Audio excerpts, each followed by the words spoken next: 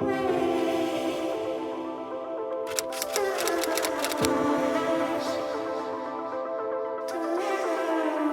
is up, you guys? Welcome back to my channel. Today's video I am very excited to share with you guys. I had a lot of fun doing this and just rounding up some of my favorite things that I have been eating lately. So I decided to pick out 2 sweet treats and 2 salty treats to hopefully, you know, find something for everybody. I know we all have our different cravings.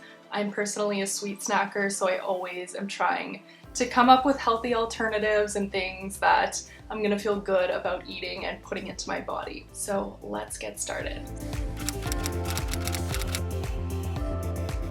So the first thing that I wanted to share is a homemade granola. Now I have been obsessed with this lately and I just love having it on hand. Usually I'll make like a double or a triple batch, that way I have it last me a little bit longer. I just love it because it's such a versatile thing to have. You can eat it in a lot of different things. It's nice to make your own because you know exactly everything that you're putting in it.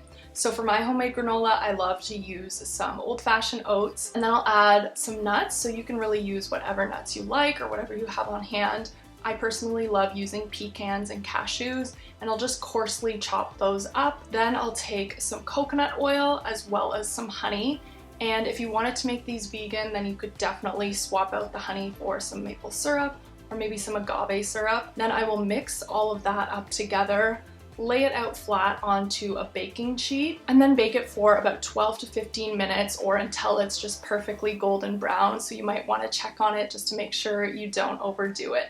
And while that's baking, I also like to chop up my dried fruit. I personally love adding dates to my granola. So what I'm gonna do is just chop those up coarsely as well, but you don't have to use dates. You could use any other dried fruit that you like. So I'll add the dates as well as some shredded coconut to the bowl and then wait until my granola is finished baking. And once it's finished baking, I will just add everything to that bowl, mix it all up together, and then let that cool off, and that is your delicious homemade granola. Now for this, I personally love to eat it with coconut yogurt, so I'll do it with a nice vanilla coconut yogurt and mix that all together. Or I honestly love to have it as a cereal as well, so I will just pour in a little bit of nut milk and have a nice little sweet cereal with that as well. And then I'll just keep it in an airtight container in my cupboard, and I have granola for a little while. So I will link all of the details for everything that I mentioned in this video on my blog, so that'll be in the description bar below for you, so you can find everything there in one place. Next up is chocolate dipped banana bites. Now this is a snack that I do when I'm really craving chocolate, and it's pretty quick and painless to make, and I just absolutely love them. These are so good and so addictive. Basically, all you're gonna do is grab a banana and then slice that right up into little bite-sized pieces. And then you're gonna melt some dark chocolate over your stove. And then I'll just take each little piece of banana and dip it in the chocolate and then place it on a plate. Once I have the full banana done, I will pop that in the freezer. And usually I'll just leave it for about 20 minutes or so, just until the chocolate is nice and hard on top of the banana, and then you have a nice little crispy, sweet, chocolatey banana, and it is just absolutely delicious. I am obsessed with these.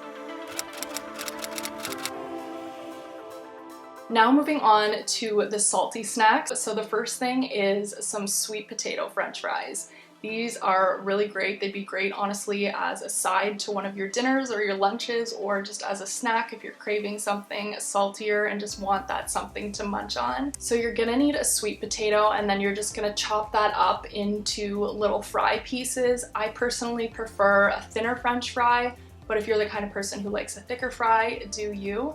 And yeah, then I will just take all of my fry slices, pop them into a bowl, and I'll add like a tablespoon or so of olive oil and just toss it up with my hands so that all the fries are perfectly coated with a little bit of olive oil. Then I'm gonna take the fries and evenly spread them out over a baking sheet. And what I like to do is keep them so there is a good amount of space around each fry. I find that just helps keep them a little bit crispier.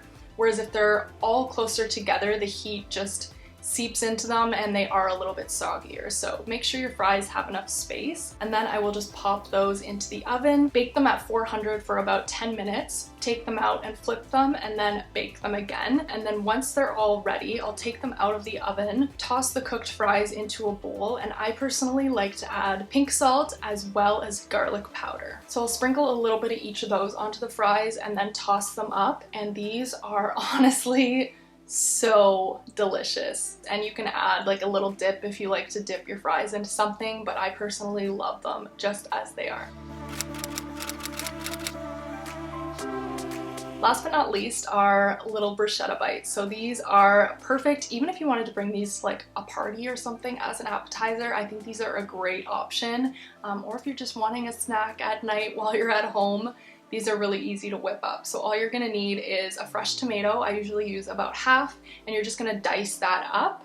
Then you're gonna take a sweet onion, maybe about a tablespoon or two, and pop that in with the tomato. Then I love to add some fresh basil to this, so I will chop that up as finely as I possibly can and add that to the mixture, as well as the juice from one lemon wedge. Then I'll just add some pink salt to that as well and toss up that mixture. Now for this, you can add the mixture on top of your favorite healthy cracker or fiber cracker, but I'm personally gonna put it on top of a little sliced sweet potato. So I took my sweet potato and just sliced it horizontally so it's a nice round shape, and then I baked that, flipping it halfway through as well, and I'm gonna use the sweet potato as my cracker. So once those are perfectly baked, then I'm gonna add the mixture on top of the sweet potato.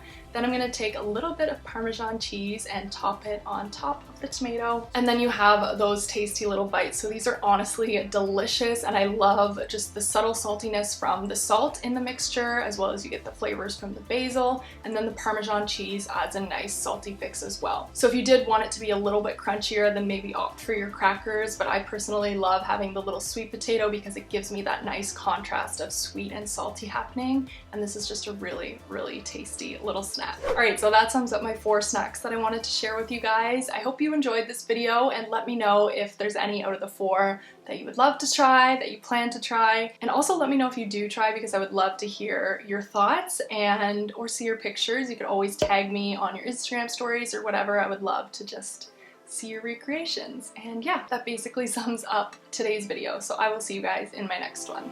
Bye!